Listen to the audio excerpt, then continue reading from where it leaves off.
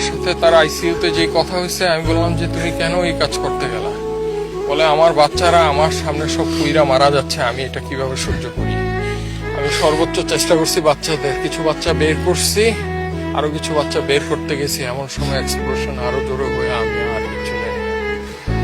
ওর ভিতরে সে নিজে পইরা নিজে পুরা ভাই 100% বার্ন হয়ে গেছে, পা থেকে মাথা পর্যন্ত চুল। শুধু সে বেঁচে ছিল, একটু কথা বলতে পারছে আইসিইউতে।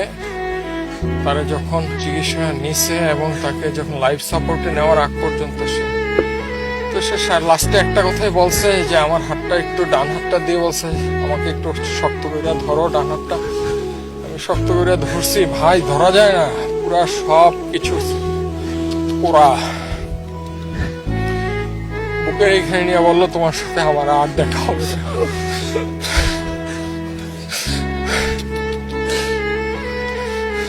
এরপরে ভাই ভেন্টিলেশনে নিয়ে যায়, এর 1-1.5 ঘন্টা পরে কার্ডিয়াক অ্যারেস্ট করে সে পৃথিবী থেকে